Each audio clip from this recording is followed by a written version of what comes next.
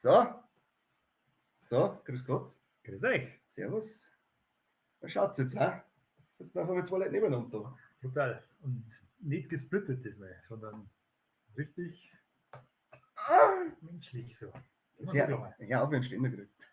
Wenn ihr den Tisch hebt, kann man ein bisschen schief wird, wisst ihr, was los ist. Das wird nicht passieren, so groß ist er nicht, keine Angst. Krawallmaus hat sich schon beschwert, dass ich ein bisschen übergriffig bin. Ja, Kann ich bestätigen? das bin ich halt einfach. Darf So ist man. er. So war er immer schon. Eben. Kriegen wir ihn raus. Umsonst habe ich nicht so viel einstweilige Verfügungen am Knack. Wird jetzt schon Cancel-Anfragen. Leider nicht. Ich hätte im Ding, als wir in Erding im Kino waren, bei Gremlins, hätte ich einmal gesagt, dass wir schon lange mal auf eine kleine Shitstorm warten hätten. Aber leider kriegen wir keinen. Zu groß wahrscheinlich schon einfach. Das kann sein, vielleicht merkt man es gar nicht mehr. Ja. Aber wobei, aber der Luke Mockridge ist auch recht groß und der kriegt Das auch ist nicht. ein Würstchen im Vergleich zu uns. Das ist tatsächlich wahr. Jetzt schauen wir mal, wer ist da ist. Der Jojo schreibt, habe dere kurz nice, das stimmt. Erst einmal herzlich willkommen zum ersten Kassettenschmerz des Jahres 2025. Total. Ein wunderschönes, gesundes neues Jahr wünschen wir euch alle. Macht's Face Steady Abos. Und wer keins macht, dem wünschen wir auch ein gutes neues Jahr. Verschenkt oder was, der dir aber so als Neujahrsgrußwunsch war vielleicht so eine kleine Idee. Eigentlich schon, ja. Wir hätten auch zu Weihnachten eigentlich so Schenkmails verschicken können. Hat uns Steady gesagt, hey, erinnert doch die Leute darauf, dass man was verschenken kann. Raten wir, was wir nicht da haben. Ja. Sesselberger ist auch da, bleibt für Satz. Das wünschen sie nicht früh, aber wir werden trotzdem da. Borisches Musketier, servus, grüß Gott. Wir müssen jetzt natürlich einmal unser Intro noch abspielen. Unbedingt. Aber ja, wie ihr alle wisst, keine Kosten und Mühen gescheut. Genau, bist du das Richtige. Los, US. live so.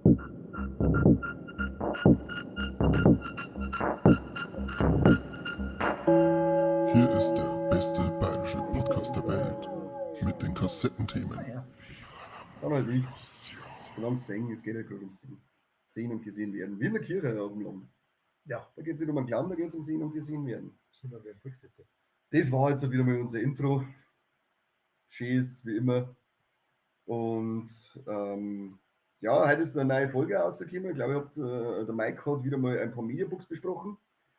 Hoffe, dass ihr es euch schon angehört habt und ich darf mir dann auch gleich mitbestellen. Auf alle Fälle. Wenn der Mike gleich übrig gelassen hat, weil der Mike ist ein alter Scalper. Bestellwahnsinniger. Ja, genau, stimmt. Er kriegt es nämlich erst einmal zum Resümieren, kriegt das geschenkt und dann bestellt er alle und verkauft es daher. Ganz anders wie du. Das darfst du ja nie durch. Na, aber immer, wenn ich das mal da wollte, damit ich auf dem Zeug sitzen bin. Jetzt bin ich raus mit dem Scheiß, ich mag nicht mehr. Ich will einfach nicht mehr. Wir haben auch ein bisschen geschaut, eben, was das Jahr so an Neuigkeiten schon rausgeploppt ist. Ich kann euch gleich mal sagen, es ist nicht viel. Ja, es ist einfach nur. Viele sind nur im Urlaub.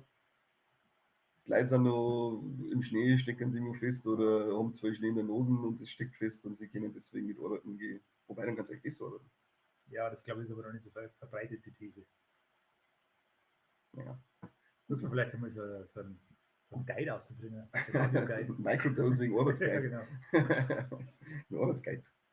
Aber was auf alle Fälle schon mal rausgekommen ist, es war jetzt eine Veranstaltung von Sony, CES oder so, die kosten, kann das sein? Das ist einfach nicht eine Veranstaltung von Sony, sondern das ist die weltgrößte Consumer Electronics Messe, die jetzt Jahr in Werner stattfindet, wo alle möglichen. Von Sony praktisch. Wo auch Sony dabei ist. Nein, Sony macht das. Ja, Sony Das hast jetzt du nicht gewusst. Mein Fehler. Das hast jetzt du nicht gewusst, du bist ja da nicht so im Game drin. Ist weißt nicht du, so mein das Thema. ist, weil das S am Ende steht ja für Sony. Consumer Electronics bei Sony. Genau. Jetzt haben wir das auch geklärt. Und Sony hat auf einer hauseigenen CES-Veranstaltung angekündigt, dass PlayStation Studios und Columbia Pictures miteinander Horizon Zero Dawn verfilmen werden. Aber eben für Filme, gell? Nicht wie ursprünglich angenommen für Serien. Genau, das glaube ich war ursprünglich über Netflix geplant gewesen sogar, oder? Das weiß ich nicht. Hab irgendwas gelesen auf der Netflix CES. CN, ich glaube es war CN. Ja, was hält man von Horizon Zero Dawn als Film? Gar nichts. Hast du irgendeinen Teil gespielt? Keinen einzigen. Doch, den VR-Teil habe ich gespielt und den habe ich auch nicht so gut gefunden. Ja, ich habe den ersten Teil gespielt und das, ja, eine coole Idee und alles, aber ja, es ist halt einfach Open World abklappern. Ich habe das so abgespeichert unter Assassin's Creed mit Roboter-Dinosaurier. Besser. besser. Wesentlich besser, ja. Aber auch Besser. ein Fragezeichen auf der Map. Und so. Also so vom Stil her schon, da bedient es auch ordentlich an der Assassin's Creed Formel, aber es hat eine coole Geschichte und die Welt ist irgendwie einfach lebendiger gestaltet gewesen. Also es Ausgeschaut ist hat es wahnsinnig geil, der letzte Teil. Das- muss man lassen. das Jahr, ja. Aber ja, nach dem ersten Teil bin ich durch, also ich werde mal den zweiten reinholen. Und den Film auch noch anschauen, wenn es endlich eine geile Hauptdarstellerin Und gibt. natürlich, Weil- das ist ja Wahnsinn, was mit der da gemacht hat. Das ist, die schaut ja, das verschlimmbessert ohne Ende. Kraut und Rühm ist das, Kraut Ja. und Rühm. So deine nicht aus dem Haus gehen, so wie die Also. ausschaut. Brutal. Brutal. Playfront gefällt das nicht. Wen an? Playfront, den Fischbuffet, was du dich erinnern kannst. Ach ja, der Fischbuffet. Der gute alte Fischbuffet Playfront. Ja. Aber Sony, glaube ich, hat noch ein bisschen was angekündigt auf einer hauseigenen Messe, oder? Auf der Customer Entertainment Ja. Sony Messe. Auf der Sony-Messe, auf der Hausmesse von Sony, wurde ja auch eine Helldivers 2 Verfilmung angekündigt. Mhm. Allerdings gibt es da keinerlei Infos. Also, man kann sich jetzt schon ungefähr 15 Artikel darüber durchlesen, die miteinander wahrscheinlich auch Bücher ergeben werden, aber da liest man eigentlich nur außer, dass ja das quasi so ist wie Starship Troopers und man keine Ahnung hat, um was das geht. Also, es gibt eine Helldivers 2 Verfilmung. Punkt. So kosten das, wir bringen Demokratie auf die Leinwände. Ja, genau. Nein, es ist ja wirklich, also man hört ja nur gut über das Spiel. Ich habe es auch aber nie gespielt. Aber meine Kollegen sind alle ziemlich begeistert davon und es muss ziemlich humoristische Note dabei haben, ziemlich überspitzt sein. Und ich kann mir das schon gut als Verfilmung vorstellen. Aber wenn man jetzt meint, hey, das ist doch ein Multiplayer-Shooter, was soll der schon Kinder auf der Leinwand? Aber ich glaube, da geht was. Kann man durchaus gut machen. Und wir haben ja in letzter Zeit gesehen, dass das mit den Sony-Spielen und die Verfilmungen gar nicht so schlecht läuft. Die Last of Us, Uncharted war ja auch nicht so schlecht. Der hat Spaß gemacht, finde ich, der Ja. Uncharted. Da hat zwar mit Luft nach oben ist da dabei gewesen, aber an sich fand ich das einen netten Einstieg. War ja dann mal nicht der erste, gell? Mhm. Vorher noch nicht Dinger. Also für den ersten schon okay und wird immer besser, hoffentlich. Hoffentlich. Hoffentlich. Schlimmer als in einer Spider-Verse kann es nicht werden. Ja, Das ist ja jetzt eh nicht mehr gibt. Gott sei Dank. Gott sei Dank. Spider-Man-Infos habe ich auch einen Haufen. Hau aus. Und zwar erst mal ein bisschen für uns Gossip Girls. Tom Holland, unser Spider-Man und Zendaya, unser MJ, sind in Wirklichkeit jetzt verlobt. So, du sagst ja auseinander. Das Ja. hätte das Herz gebrochen. Sie sind verlobt. Big Love. Big Love. Okay. Oder wie der Michael wieder sagt, der Kartoffel. Also Kartoffeln gingen raus an Tom Holland und Zendaya. Und, das war so nicht mit den Spider-Man-Infos. Es heißt nämlich, jetzt gehen wir jetzt schon die ersten Gerüchte, dass in Spider-Man 4 der Andrew Garfield und der Tobey Maguire wieder zurückkommen werden. Okay. Aber Andrew Garfield hat jetzt gesagt, er ist nicht in Spider-Man 4. Aber hat er gesagt, er ist nicht in Spider-Man 4 oder hat er gesagt, er kommt überhaupt nicht zurück? Er hat gesagt, er ist nicht in Spider-Man 4. Er hat aber dazu gesagt, aber es wird mir ja sowieso keiner mehr glauben, was ich sage. Ja, das stimmt. Ich bin gespannt, ich hoffe sehr auf eine Rückkehr von den zwei, weil die waren bei No Way Home absolut der Highlight. Da kriege ich jetzt noch Gänsehaut, wenn ich dran denke, wie die aufdrehen sind. Ja. Kommt schon. Es war ehrlicherweise eins von den wenigen Highlights dieser ganzen Der After-Endgame-Ära. Ja, genau. Das stimmt, ja, das war das. Mit Deadpool waren das so die zwei größten Highlights, finde ich. Ja, Deadpool der hat irgendwie immer so Sonderstellung. Den rechnen die gar nicht mit rein. Das stimmt. Ich weiß auch Ja. nicht warum. Aber mittlerweile gehen wir zum MCU. Ja, Mittlerweile gehen wir zum MCU. Bin gespannt. Aber der Ding hat auch schon gesagt, der Ryan Reynolds, dass er davon ausgeht, dass Deadpool in der Zukunft mehr als Nebenfigur in die anderen Filme auftreten wird, bevor er nur einen eigenen Film jetzt dann kriegt. okay. Das finde ich, glaube ich, scheiße. Ja, weil dann kannst du eigentlich in die PG-13 gerateten Filme relativ schlecht Deadpool sein lassen. Ja. Und da kriegst du immer so Häppchen dann und da hast du wahrscheinlich jetzt so das Gefühl, ach, was hätte sein können. Ja, genau. Ja, ich bin gespannt, was da machen, ob wir jetzt den Deadpool da nicht recht verheizen. Das glaube ich ist keine gute Idee. Aber es ist jetzt sowieso momentan ziemlich ruhig, was Marvel angeht. Da haben wir jetzt Craven the Hunter, der ist schon gelaufen, glaube ich. Ja, der war aber ja noch vom Sonyverse raus. Ja, aber ansonsten war jetzt lange Zeit nichts los. Ja, im MCU war nur im Kino Deadpool 3 dieses Jahr. Und jetzt geht es im Februar weiter mit dem Captain America 4 Brave New World. Und ja, da sind wir gespannt, was Ja. machen. Ich finde es cool, dass sie Red Hulk einführen. Da bin ich schon mal gespannt auf den Red Hulk. Und im Trailer schaut halt auch das alles wieder mal richtig gut gemacht aus, so vom CGI her. Das war mir nicht, ja. Ich, Wenn es bin, wieder so will. ich hoffe, dass das auch durchziehen und nicht gerade die Szenen vom Trailer aufgehübscht haben. Das war stark. War ein guter Witz eigentlich. Ja. Ja. Ich traue noch alles zu mittlerweile. Ich traue ihnen alles zu. Serienmäßig, glaube ich, haben wir dieses Jahr, es kommt eine Serienmäßig, ich glaube, der Wonder Man, glaube ich, kommt. Mit dem habe ich aber nie irgendwas zum tun gehabt. Der Also ist ich für hab gar mich nicht auf dem Schirm, ne? völlig neu. Dann müsste die aus dem zweiten Black Panther, die junge mit dem Iron Man Power Rangers Anzug, wie heißt es, glaube ich, der Ironheart, die Serie müsste kommen. Und wir müssen noch eine dritte Serie kriegen das Jahr, aber die kriege ich jetzt noch nicht zusammen. Ich glaube, diese animierte Wakanda-Serie kommt noch, aber ich glaube auch noch eine Realserie. Und Filme sind dann noch Thunderbolts und der Fantastic Four dieses Jahr. Also es ist ein bisschen weniger geworden. Ja, wobei 3 Filme jetzt wieder. Bei denen Ja. waren wir ja schon im Jahr und da wollten sie eigentlich ein wenig zurück dran. Und jetzt haben wir dieses Jahr wieder 3 Filme. Aber gut, das war, glaube ich, auch, liegt ja daran, dass die Captain America, glaube ich, jetzt mehrfach auf verschoben hat. Ja, Und das Thunderbolt, glaube ich, auch. Da Also, ist ja mit Verschiebungen und mit Ja. Streiks und so weiter vielleicht ein bisschen was durcheinander gekommen in der Planung. Ja. kommt an dem Link. Ja, gucken wir mal. Im Februar wissen wir mehr, wie es mit Captain America weitergeht. Jetzt ist ja gerade Ding, What If ausgelaufen, die 3. Staffel. Was sagst du? Sing. Ja, ich habe die alle gesehen, aber es war alles immer so ein nice to have, aber brauche ich nicht.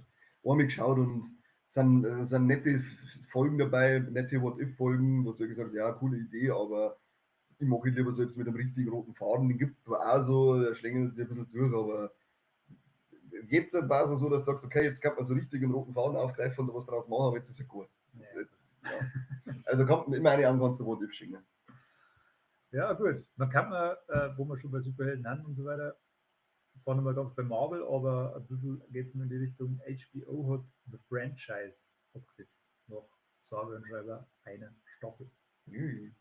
Hast du die gesehen? Nein. Ist die bei uns schon auf Wow drin? Weißt du das? Kann ich nicht sagen, weil Wow, Big Book. Scheiß Wow! Warte bis Last of Us 2 anläuft und dann sagst du, Wow, gib bitte. Dann sage ich, bitte, bitte, gib Wow, aber du bist trotzdem noch beschissen. Dann fällt mir wieder auf, wie beschissen das wirklich ist. Dann kann man wieder eine super Serie in einer Qualität wie von 1998 schauen. Ja, aber lieber gesehen als nicht gesehen. Ja, das ist auch ein schönes Hörbuch wahrscheinlich. Kann ich schon sagen, ja. Oder du kaufst da halt dann später das Drehbuch für 80 Euro. Habe ich tatsächlich schon überlegt, dass Ja, ich ja. die ganzen HBO-Serien vielleicht einfach mir kaufe. Aber ja, aber die einzigen, die ich mir bis jetzt gekauft habe, Entschuldigung, die einzigsten, die ich mir bis jetzt gekauft habe, So die viel Zeit wo muss ich sein. mir bis jetzt gekauft habe, sind, ich glaube, Sons of Anarchy bis auf die letzte Staffel und Game of Thrones bis auf die letzte Staffel. Ich weiß nicht, warum ich von beiden Serien nicht die letzte Staffel noch gekauft habe. Weil du einfach nicht willst, dass aufhören. Ja, das kann sein. Ich habe so eine hingehauen und dann habe ich gewonnen und habe sie wieder zurückgestellt. Aber ich habe Sons of Anarchy noch nicht mehr gesehen. Gar nichts. Nein, da habe ich nichts gesehen. Oh, die ist stark. Ja. Die haben mir super gefallen damals. Ich habe da tatsächlich, ich glaube, die letzten 2 Staffeln nicht gesehen. Muss ich vielleicht irgendwann nochmal nachholen. Aber die war immer hervorragend. Habe ich auch gehört, dass die nur gut sind. Also, und auch die Spin-off-Serie dazu, die Mayans, ja. Die habe ich nicht gesehen. Die habe ich nicht interessiert. Soll aber auch sauber sein. Also Ja. soll qualitativ mit die anderen Mopedfahrer mithalten können. Oh Gott, oh Gott, oh Gott. Ja, weil du schon genug gesprochen hast, Last of Us, gibt es einen neuen Trailer zur Staffel 2. Schaut es nicht an, er dauert 2 Sekunden, 3, Ja, länger nicht. irgendwie mehr ist es nicht. Zeigt schon ein paar schöne Bildchen. Man sieht die Abby-Darstellerin. Hat saubere Muskeln. Tatsächlich nicht, ne? Also sie Gott sei ist Dank endlich mal nicht- wieder eine richtige Frau, so wie es sein soll. Ja, sie ist bei weitem nicht so maskulin wie die Original-Abby. War es aber am Anfang im Spiel auch noch nicht. Also in die Rückblicke Am Anfang praktisch. schon, aber dann in der Rückblicke nicht. Und Genau. ich glaube aber, dass die Szene, die man da sieht, nicht aus dem Rückblick ist. Aber es kann natürlich sein, wer weiß. Vielleicht kriegt sie noch Muskelsuit. Ist aber auch schwierig dann zum Drehen, oder? Trainier mal 50 Kilo Muskeln auf und dann müssen wir aber noch ein paar Szenen dran, wo du es dann nicht mehr haben darfst. Ja, dann musst du jetzt anfangen, ohne Muskel. Ja, wie schnell baut man den Muskel auf? Also, Also ich habe Muskel nur vom Hören sagen. mir hat einmal einer erzählt, dass er 7,5 Kilo Muskelmasse auf 1,5 Monate aufgebaut hat. Was nicht gelungen ist. Wahrscheinlich. War das vielleicht Rock the Dwayne Johnson? Er war der Kind.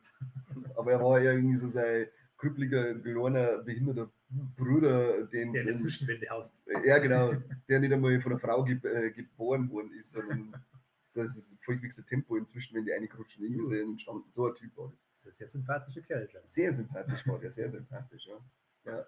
Ja, keine Ahnung, die hatten es ja mal wie beim Chris Evans bei Captain America. Und das war auch ganz stark. Das war ein Highlight der CGI-Geschichte. Naja, hoffentlich machen sie es nicht. Jedenfalls kommt der Last of Us, die 2. Staffel im April, kreuzt euch drauf. Wer das Spiel noch nicht gesehen, das Spiel noch nicht gespielt hat, sondern Schaut nur euch die Let's Play Serie an. anschaut. Es muss aufpassen, muss wirklich aufpassen, so möglichst nicht im Internet rumlaufen, weil das kann üble Konsequenzen haben, Ja. was das Erlebnis der Serie angeht. Da gibt es einige Sachen, die man vorher nicht wissen soll. Das ist ein riesiges Spoiler-Minenfeld. Ja, ich darf ansonsten da natürlich auch sagen, herzlich unseren Podcast über Teil 2 an, weil ganz toll ist, aber in dem Fall muss ich leider sagen, das ist nicht. Ja. Schaut euch erst die zweite Staffel an, auf alle Fälle. Ja, da können wir ruhig sagen, wartet noch bis im April, dann könnt ihr euch den Podcast zum Spiel anhören von uns. Aber meidet alles, was irgendwie mit Schwammerl und muskulöse Frauen zum Tun hat. Ja. Also nicht generell, Ja, da genau. hat es natürlich zwei tolle Sachen. Also der wird eigentlich auch keinen Podcast mehr anhören, den der Mike aufnimmt, wenn es muskulöse Frauen meiden soll. Das ist immer so schön, wenn er nicht da ist, dann kannst du ihn so sagen und er kann sich nicht wehren. Oh, Mike. Ja, das habe ich schon verdient. Wenn er nicht dabei ist, dann hat er es verdient. Da müssen wir dazu. Rufst du schnell auf? Sind wir einen Live-Call machen. Machen wir live. Der Mike, drückt was uns- ist Aber gerade? der drückt uns weg und das tut uns dann wieder im Herzen. Das stimmt eigentlich. Blässaugig drücke. Unglaublich. Bei den Superhelden gehen wir gleich nochmal schnell bleiben, nochmal einen kurzen Schwenk zurück. Es gibt wieder Batman-Infos, aber diesmal nicht zum Matt Reeves sein, der Batman, sondern aus dem DC-Universum von James Gunn. Er hat nämlich jetzt schon bestätigt, dass es keine Origin-Story zu Batman geben wird. Und da muss ich sagen, herzlichen Dank dafür. Ja, Ich habe so satt, irgendwelche Origin-Stories zum Singen. Aber ich glaube, soweit ich das mitgekriegt habe, wo er mir ja allgemein bei bekannten Helden keine Origin-Stories mehr verzeihen, weil du hast ja beim Superman jetzt keine Origin-Story, sondern die Leute wissen schon, was es ihn gibt, der ist schon existent in der Welt. Und so soll es anscheinend auch mit Batman sein. Und ich sage, vielen Dank, James Gunn. ja, das macht auf alle Fälle Sinn, weil das ist so ausgelutscht. Es Lass- gibt jetzt ja. schon so viele Varianten von immer dem gleichen. Genau. Das ist ein wunderbar. Lasst mich in Ruhe mit den Origin-Stories. Ich mag es nicht mehr singen und hören. Ich Ja. kenne mich schon aus. Ich bin schon groß. Was willst du überhaupt vom vom Superman-Trailer? Er hat mich nicht hundertprozentig jetzt überzeugt, aber er hat mich voll neugierig gemacht, muss ich sagen. Was ich geil finde, dass kleine Sex, dass er so viele Helden eben mit einbringt, wie eben dann das Hawkgirl, glaube ich, heißt ja. Die ist noch mit drin und ein Guy Gardner, ein Green Lantern, dass der gespielt wird vom nächsten Film, finde ich auch geil. Und er hat diesen geilen asozialen Haferschnitt aus den 80er Comics. Schaut richtig geil beschissen aus. Finde ich aber geil, dass es wieder durchzeigt. Ich finde es ja cool, dass wir einen Krypto, dass wir einen Hund dabei haben. Ja, das ist eine ganz coole Szene im Trailer. Ja, ich finde die Szene cool, die Zeitlupe, wenn er sich vor das Kind stellt. Also er schaut visuell schon voll geil aus. Ich bin kein Fan von dem Kostüm, muss ich sagen, aber ich bin da vom Zack Snyder, von der Zack Snyder Optik verwöhnt. Das ist für mich so der Peak gewesen an Superman-Kostüm bisher. Und bin auch gespannt, weil da ist so ein Riesenmonster, das hat dann im Trailer gesehen. Ich hoffe, dass das nicht der Gegner bleibt, sondern dass dann irgendwas anderes dann kommt, aber da soll ja nicht sogar der Brainiac kommen. Ja, du hast ja den Lex Luthor natürlich auch noch. Das stimmt, den der Lex Luthor hast du Brainiac ist gesehen. immer so in die Gerüchteküche. noch Genau, Lex Luthor, gehandelt stimmt. worden. Da ist er der Nicolas Hoult wieder, gell? Ja, genau. Schaut aus wie der Hitman. 1:1. Nein, ich bin neugierig, weil ich bin erstens mal mit der James Gunn bisher nur mit keinem Film enttäuscht. Egal, ob das jetzt in die Superheldenfilme war oder seine Werke, die er vorgemacht hat, ich fand die bisher immer geil. Und deswegen bin ich da sehr positiv eingestellt und nach dem Trailer auch sehr neugierig drauf. Aber ja, mein Herz wird immer bluten, dass man nicht weiterhin an Henry Cavill und das Snyderverse. Also wenn mein Herz immer bluten wird, dass man nie einen Nicolas Cage als Superman kriegt. Haben wir gekriegt Wenn im man Flash. Ja, aber nie richtig durchgehen. In der Flash-Film kriegst du nochmal gesehen. Ja, aber den möchte ich halt einfach nicht, wo schon mal scheiße ist. Ja, er war also semi. Der war so halbgar, hätte ich jetzt mal gesagt. Ja, das ist schon sehr, sehr wohlwollend ausdrücken. Apropos halbgar. 4 Street geht weiter. Ich weiß nicht, hat es vielleicht der eine oder andere gesehen. Weißt du, der Chat ist so ruhig. Hey. Schreibt nur der Quampert Guide schreibt mir eine, dass ich ein Schreiholz bin und du zu leise bist. Aber ich hab dich schon mal aufgedreht. Ich hab dich schon aufgedreht. Also, Fettsack Guide soll ich mal halten. Und der Rest ist relativ leise. Ich schicke mir ein Herz. Vielleicht animiert es dazu, dass du was einschreibst. Schreibst du was in den Chat rein? Jetzt hast du aber nicht getroffen. Hallo, ihr drauf, verschieden, es ist da oben vorbeigefahren. Schön, da oben Ah, rechts. okay. Das ist eigentlich klar. 4 Street. Ja, 4 Streets, Netflix-Produktion. Super. Was ich ja heute lernen habe dürfen, wie ich hier eingetroffen bin, ist, dass 4 Street eine Buchreihe ist und es da ungefähr 50 Teile gibt. Das heißt, Netflix hat da eine Franchise eingekauft, mit der sie noch einiges an Filmen Schabernack. produzieren können. An Schabernack drin können. Ja, an Schabernack. Was ich persönlich jetzt eher so mittelmäßig gut finde, weil das einfach Kackfilme haben, ehrlich gesagt. Ich habe alle 3 angeschaut und ich kann mich an nichts von den Filmen erinnern. Ja, das ist halt so ein Larifari-Scheiß. Aber was ich dann auch lernen habe dürfen, ist, dass der Autor der R.L. Stein ist und das ist der gleiche, der die Gänsehaut-Bücher und Serien und so weiter gemacht hat. Und dann macht es durchaus irgendwie wieder Sinn, weil wenn man sich Fear Street anschaut, dann ist das ein Film für Leute, die noch nie in einem Leben einen Horrorfilm gesehen haben. Ja, genau, das ist eher so zum Ranziehen. Ja, da ist halt, passiert halt quasi jedes erdenkliche Horror-Klischee auf billigste Art und Weise und da das wahrscheinlich eher ein Teenager gerichtet ist oder ein 18-Jährige maximal, macht es dann schon wieder Sinn, dass das so scheiße ist. Jedenfalls kommt ein neuer Teil raus, der Prom Queen heißen wird. Und Nee, weg von meinem Bringer. wie ich da gelesen habe, soll der 1988 spielen. Ist bereits abgedreht, kommt 2025 irgendwann, wir wissen noch nicht genau wann. Und es spielen mit Chris Klein und Ariana Greenblatt unter anderem. Kennt man den? Na, ich nicht. Ja, nicht. Gegen Ja, Calvin Klein. wahrscheinlich wird er in der Halloween-Season kommen, kann ich mir jetzt vorstellen. Wird sich ganz gut anbieten. Und ja, es gibt da schon ein paar so Story-Schnipsel, die online rumkursieren, aber Wen juckt's? das lese ich jetzt auch nicht vor, weil wer will das jetzt?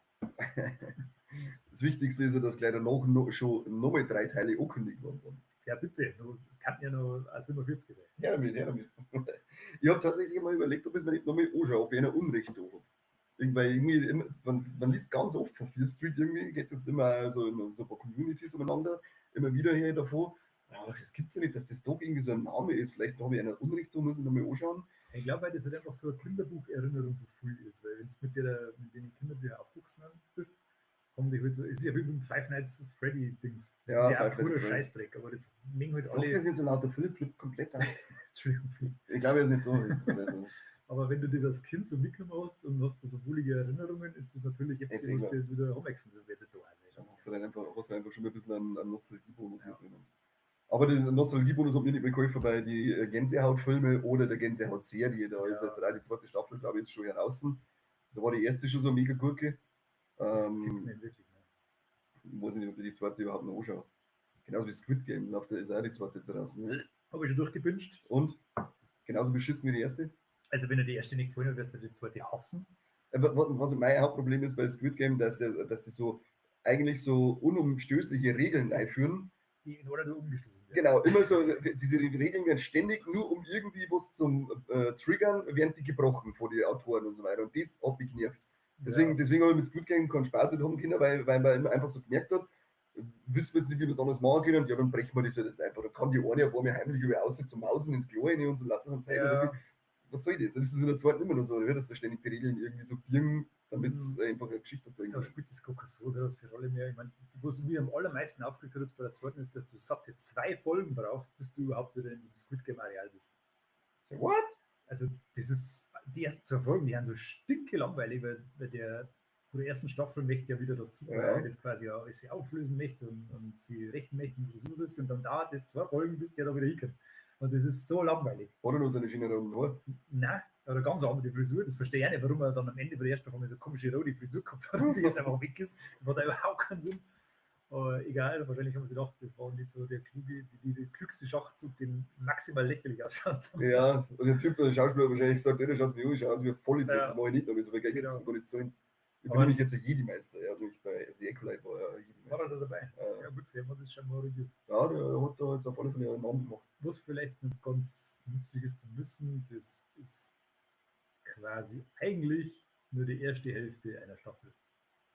Also eigentlich ist die zweite Staffel und es kommt eine dritte, aber eigentlich, streng genommen, haben es nur 7 Folgen und ich bin mir sicher, die haben das alles sogar am Sitz abgedreht, weil das kommt ja heuer schon die 3. Staffel. Inoffiziell, Ja, inoffiziell. Ja. Ja, sehr sicher eigentlich. Ja, da ist ja doch irgendwo ein Trailer oder so ausgekommen, wo das drin stand, das wusste Ja. gar nicht. Und die haben es gleich wieder offline genommen, weil sie es noch gar nicht sagen wollten, dass es Ja. heuer noch kommt. Also, wer kennt es erwarten? Ja, da ist doch sogar irgendwas mit dem David Fincher im Gespräch, dass der irgendwas mit Squid Game machen geht. Keine Ahnung, es ist ja ein mega Marken für Netflix auf alle Fälle. Sie Total, haben ja ja. diese Gibt's jetzt so Pizza Spielshow auch? gemacht. Gibt's Pizza? Ja, es gibt jetzt eine Squid Game Pizza, gibt es jetzt da alle anscheinend. Es gibt Ja. eine Stranger Things Pizza, es gibt eine Ghostbusters Pizza, es gibt eine Squid Game Pizza. Ich glaube, dass ich noch irgendeine Serie gesehen habe, die es jetzt auch verpizzert haben. Ja, es macht ja jeder Influencer seine eigene Pizza, Ja. von dem er runterziehen kann. Also, Naja, also Squid Game, wer es mag, kann es ja zuschauen. unbedingt. Vielleicht schaue ich es mir noch an, ich weiß noch nicht, aber ich bin, Was du bis die letzte Staffel lassen, das kannst du durchbingen. ich bin eigentlich raus aus dem Game. Aber ich weiß, ich bin irgendwie bin ich, scheinbar habe ich irgendwie so eine Anti-Netflix-Hype-Serien-Gen in mir, weil ich war zum Beispiel auch bei Haus des Geldes raus. Die haben alle so gefeiert und da habe ich auch gesagt, schau doch jetzt mal genau an. Da ist alles brunzdumm, was die machen. Die haben den perfekt ausgeklügelten Plan, die müssen nichts machen. Dann gibt der andere mit dem Moped und fährt durch ein und zieht aus, wegen Liebe. Halt doch dein Maul. Es eskaliert irgendwann so dermaßen, dass du nur denkst, haut's alle ab. Ich glaube, nach der 3. Staffel habe ich aufgehört und gesagt, nein, das war der Scheißdreck dumm, weil das wirklich alles so gekünstelt war, einfach so lächerlich. Ich habe da so eine Theorie, weil das sind genau die zwei Serien, die du jetzt genannt hast, die habe ich beide mit der Juliana angeschaut und also meine Frau und die haben die beide gefallen wie Sau. Mhm. Und das hat, glaube ich, sehr viel mit dem zu tun, wie viel Film- und Serienerfahrung du hast. Ja, das kann auch gut sein. Wenn ich nicht viel gesehen habe, dann ist das Ja, das Nonplusultra. Weil das ist jetzt nicht so, die schaut jetzt nicht jede zweite Serie an, die es gibt und jeden dritten Film und so, sondern die ist halt einfach schaut sich ein paar wenige an und da haut das halt voll eine, weil es gut geht. Ich meine, das Thema, das grundsätzliche Thema haben wir schon 1000 Filme gesehen. Ja, Das ist so wiederholt. Und wenn du aber das alles nicht kennst, dann nimmst du das vielleicht schon auf eine andere Art und Weise mit und dann schaust du dann immer so auf die Details und dann funktioniert das schon irgendwie. Und bei Haus des Geldes ist das vielleicht ähnlich. Wobei, also da ist teilweise wirklich im Wohnzimmer gestanden und habe mitgeschrieben, weil das alles so spannend war. ja. Ich bin im Wohnzimmer gestanden und habe mitgeschrieben, weil das so dumm ist. Natürlich laufst jetzt du da nur aus Liebe, so ein Schwachsinn. Das könnt ihr euch doch danach auch wieder treffen. Das ist völlig dumm, was es gerade macht. Das hat sich perfekten Plan mit einer Flucht organisiert. Das müsst ihr nur abhauen und dann trefft ihr euch. Und der ganze Kass ist gegessen. Ich habe da oft gedacht, so von Staffel zu Staffel, ich habe überhaupt nicht damit gerechnet, dass das so ein Erfolg wird und stickt jetzt alles mit heißer Nadel dahin, bis irgendwie endlich aufhören. Genau, einfach nur irgendwie weitergeschissen. Da gibt es mittlerweile auch von anderen, gibt es da Haus des Geldes Berlin und eher asiatische Version. Ja, Berlin ist ja, das ist ja nicht der deutsche Version, sondern die Rolle heißt Berlin. Ach, da gibt es einen Typen, der Berlin kostet, genau. oder? Ah, irgendwann, dass sie dann in verschiedenen Ländern nur irgendwie was gemacht haben. Das glaube ich, kann sein, aber bei dem ist auf alle Fälle so.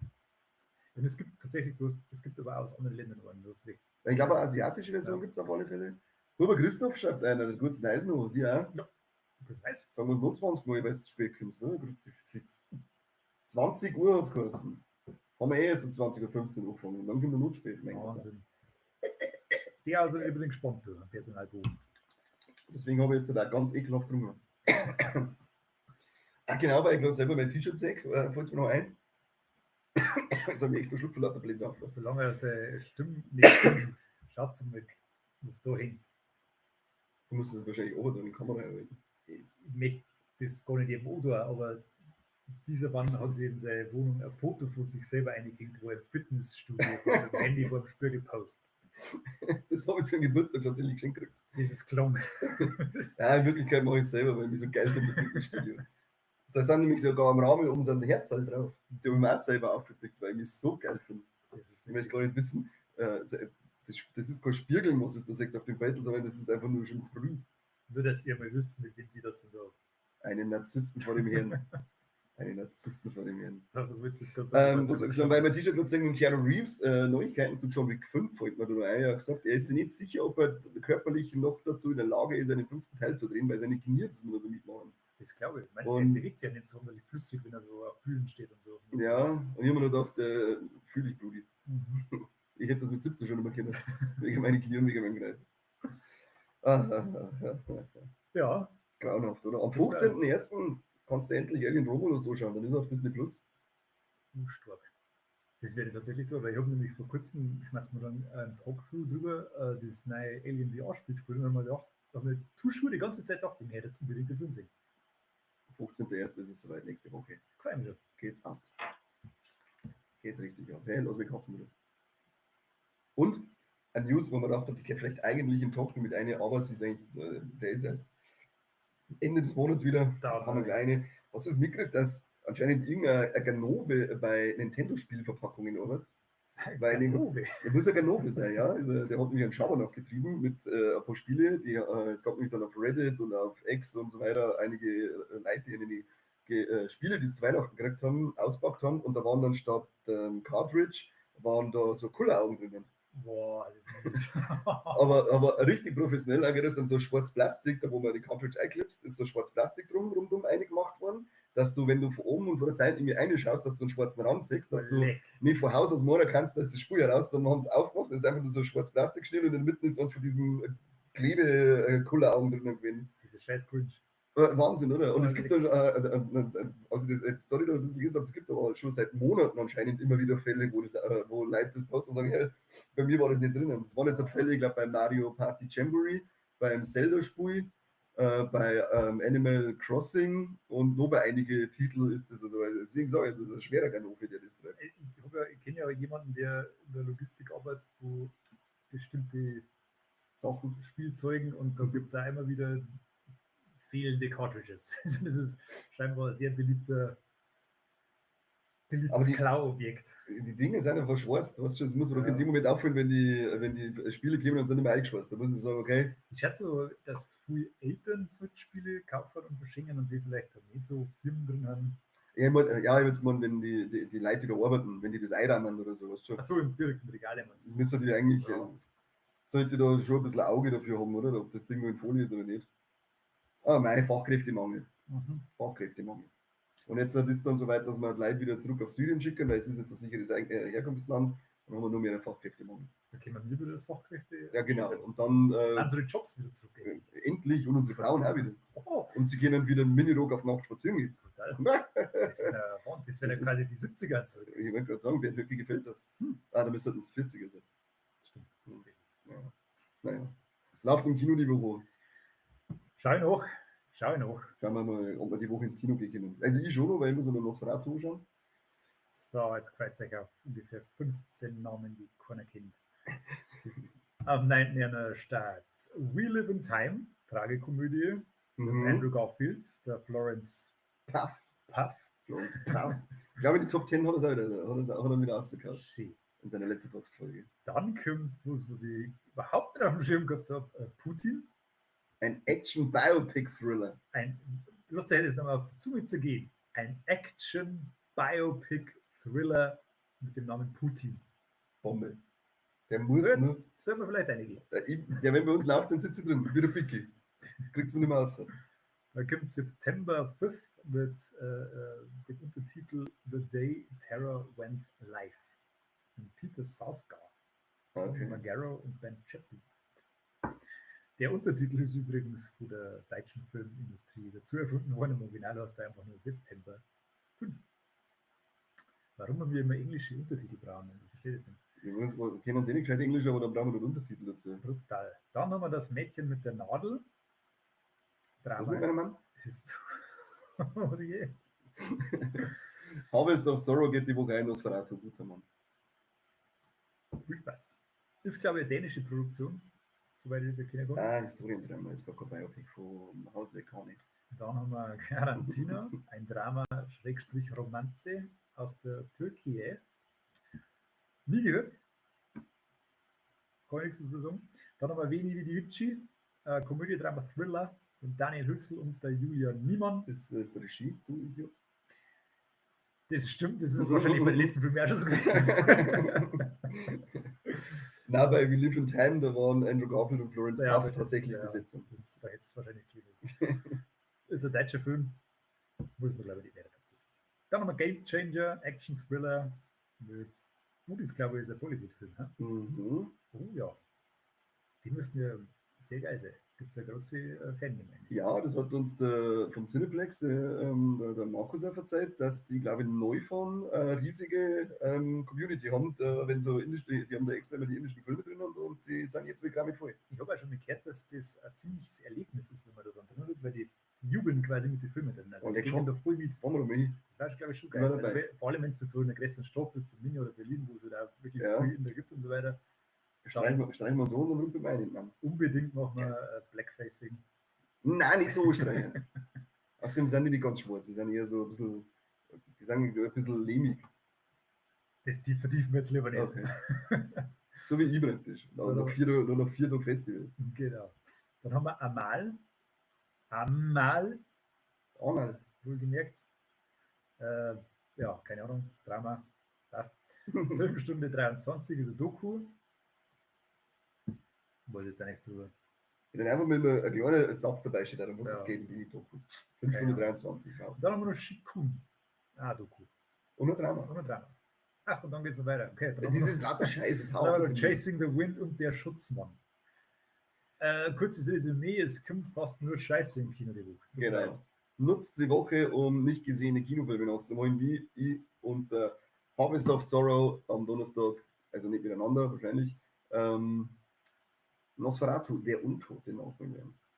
Das ist wahrscheinlich eine gute Entscheidung. Das ist der Ersam. Kerl. Das ist der Ersam. Ja, Robert Eggers geht immer. Haben uns mal wieder unsere Streaming-Charts ein. Und ich kann euch gleich mal vorwarnen, ich bin immer nur auf 180, wie euch Arschgeigen. Es ist immer noch nicht Skeleton Crew in die Top 10 drin. Jetzt mal richtig auf die Nüsse, vor allem du, Philipp, weil du weißt, wie du bis durchlaufen ist. Aber auf Platz 10 hat es dafür 100 Years of Solitude geschafft, die erste Staffel Netflix. Sagt mir nichts. Platz 9 ist Queer Eye. Ja, warte mal kurz. Das, wenn man das da weiterliest, das hat eine Steigerung von 416% erfahren. Naja, warte auf Platz 3, was ist das für Steigerung wird. Platz 9 Queer Eye, 9. Staffel, war letztes Mal glaube ich schon drin, und habe ich schon gesagt, dass ihr es nicht kennt. Platz 18 Madness, auch Netflix, die erste Staffel. Das habe ich letztes Mal schon in meinen Listen gehabt.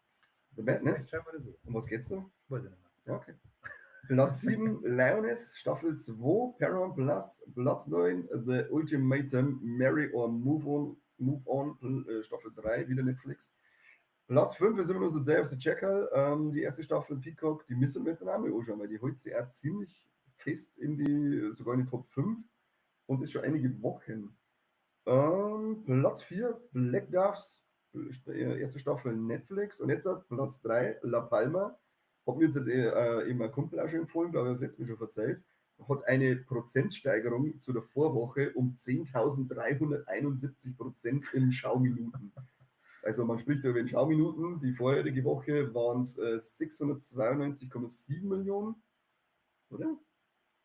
Nein, 6,6 Millionen waren es vorher. Ah, genau, und jetzt sind wir bei 692, genau, jetzt haben wir es. Krass. Platz 2 No Good Deed. Und die erste Staffel auf Netflix, und Platz 1 ist Landman, die erste Staffel Paramount Plus. Kann es sein, dass das die ersten Charts sind seit Monaten, in denen nicht diese Serie beim Sylvester Stallone drin ist? Ja, das kann sein, ich sehe gerade, ich glaube, das sind die gleichen Charts, die ich letzte Woche schon vorgelesen habe. Wenn ich da aufs Datum jetzt so gerade hinschaue. Was ist los mit dir, Schweinsverein? Die haben alle nur da. Die sind alle in Wir Urlaub. tun nichts. Wir merken mal Das da ist so. hasseln und keiner macht mit. Wir sind richtig am Hasseln. Also, ich habe jetzt nur mehr erfahren, was letzte Woche für Charts waren. Aber jetzt mit einer unglaublichen Steigerung von 10.000%. Ja. Das ist jetzt nein. Jetzt schauen wir mal, ob wir die Streaming-Charts so noch irgendwo hinkriegen. Es schaut nicht danach aus. Es ist immer die gleiche Hurenseite, die aber nichts aktualisiert hat. Schwach. Tja, Naja, keine aktuellen Streaming-Charts für diese Woche. Dafür habt ihr vom letzten Jahr noch nicht gehört. Das ist auch was wert, würde ich sagen. Harvest of Sorrow, habt ihr Heretic oder Craven schon gesehen? Die würden mich auch reizen. Heretic hat mich tatsächlich auch reizen, habe ich nicht gesehen. Der Corby hat ihn angeschaut, der hat ihn sehr gut gefunden, und Craven, da stiche ich mir jetzt Augen aus, bevor ich für den ins Kino gehe. oh, weil ich es gerade sehe, Alice in Borderland. Mhm. Das ist geil. Habe ich schon angeschaut, ich lese auch den Manga dazu. Stimmt, das ist ein Manga-Verfilmung, Ja. ne? Kann man auf alle Fälle anschauen, und das soll ja doch noch weitergeführt werden, soweit ich weiß. Ich glaube, ich könnte es dann nochmal Staffel lassen. Whiny. Es ist doch jetzt das Wrestling Raw auf Netflix. Oh gewesen, ja, oder? da habe ich noch eine ganz tolle Nachricht. Das Halt. ist ja heute der 7. Januar, das heißt, gestern war ja der 6. Januar, und der 6. Januar war ja der Netflix-Start von WWE. Außer in Deutschland. Echt? Außer in scheiß Deutschland, ja. Weil in scheiß Deutschland haben sie nämlich nur rechte Verträge mit, was weiß ich, Pro7 Max oder sowas, dass dann 2 Tage später um 10 Uhr auf Nacht mit deutschen Kommentatoren auf 1,5 Stunden runtergekürzt mit einer Haufen Werbung kommt. Nein. Kannst du also nicht anschauen. Und das, wo es noch voll schlimmer ist, streamingmäßig läuft es auf Bild Plus. Gibt es auch den Streaming-Dienst? Anscheinend, habe ich auch nicht gewusst. Und da musst du jetzt noch bis vermutlich 2028 warten. Ja. Deswegen hat man das clevererweise über ein VPN. Also, das wahnsinnig gut funktioniert. Das hört sich wirklich Hackerman. Einfach verpehen. Ja, ich sage ja Hackerman. Ich habe so viel Namen müssen, weil ich gesehen habe, dass ja man das eine gute Idee ist, dass ein Hulk Hogan noch reinholt wie die erste Jetzt hör auf mit dem Spoiler, ich hab's noch nicht angeschaut. Ja, da gibt es echt keinen Spoiler, weil der ist einfach nur vom kompletten Publikum ausgebucht worden. Keiner wollte ihn da haben, den Wichser. Das finde ich so geil, dass ihn einfach keiner mehr da haben möchte, den Affen. Ja, das ist jetzt vorbei. Das ist ziemlich verschissen. Sehr schön. Ja, nach seinem komischen Trump-Mania-Auftritt da. Ja, da hat es einige Schlagzeilen gegeben in den letzten Jahren mit dem Kameraden. Da hat ein bisschen, da waren vielleicht ein paar Spritzen zu viel im Spiel. An der falschen Stelle. Mhm. Das kommt davor, wenn ich mir das Anaboliker ins Schläfen habe. Naja. Leute, das war unser erster Kassettenschmerz 2025. Wie vorher am Anfang schon gesagt, es ist eine neue Folge draußen. Mike stellt wieder ein paar Mediabooks vor. Es ist ja letzte Woche auch noch die Nosferatu-Folge rausgekommen. Und ich und der Mike haben unser erstes Podcast-Date gehabt vor kurzem. Genau. Schaut euch Robocop an. Oder hört es euch Robocop anschauen, dann Robocop anhören. Mike und Seppi zum ersten Mal miteinander in einem Podcast. Die Top 10 Letterboxd-Folge von Mike und Corby ist rausgekommen. Also es ist jetzt einiges entstanden. Wir sind nicht so faulsäcke wie Variety, die es nicht einmal schaffen, über 2 Wochen oder 3 Wochen sogar eine Streaming-Charts zu aktualisieren. Wir gehen sogar auf 1000 für Sony in der Zwischenzeit. Easy, CES bin ich immer am Start. Oder auch bei Netflix bei der 10. Also mir ist das wurscht, ich gehe in jede Hausmist, die mit CE losgeht. Solange es CE zertifiziert ist, sind wir in der europäischen Norm und dann sage ich, weiß nicht mehr mit. Ich habe auf alle Fälle einiges zum Anschauen. Nosferatu kann man sich übrigens auch anhören, wenn man den Film noch nicht gesehen hat. Ich habe mir die Folge nämlich extra mal Probe gehört für euch, damit ich euch das sagen kann. Wenn ich den Film nicht gesehen habe, kann es ruhig anschauen. Spoilerfrei. Mike und Corby waren da sehr artig, aber was möchtest du da schon drüber spoilern, glaube ich. Weiß jetzt auch nicht. Klein Leid zum Nosferatu und er sagt den als Arschloch aus. Also fertig. Jeder kennt die Geschichte von Nosferatu. Wir hören uns nächste Woche. Ja. Nächste Woche Dienstag sehen wir uns wieder zum Kassettenschmerz. Uhrzeit wird wieder über Instagram bekannt gegeben, aber irgendwann zwischen 7 und 8 Uhr werden wir am Start sein und hoffentlich auch diesmal mit aktualisierten Streaming-Charts. Und vielleicht der gescheite Kinostarts. Wenn denn was kommt. Ja. Leute, danke fürs Zuschauen, danke fürs Einschalten und macht das Steady-Abo, verschenkt Steady-Abos. Wir wollen dieses Jahr so das letzte sein, in dem wir arbeiten müssen. Also kauft es bei uns. Ja, quasi sehr gediegene Ziele. Ja klar, Alter. Macht doch die ganzen Scheißdrücke umsonst. Klickert einen Teufel. Nicht einmal einen super Kommentar hat irgendjemand im Chat einlassen. Also ich weiß auch nicht, was für Ruhe die Teufel, dass man mit. Jetzt war es schon so einfach, uns mit Geld zum Scheißen. Ja, Wahnsinn. Danke für nichts. Aber danke fürs Zuschauen. Ja. Macht es gut. Bis zum nächsten Mal und auf Wiederschauen. Servus.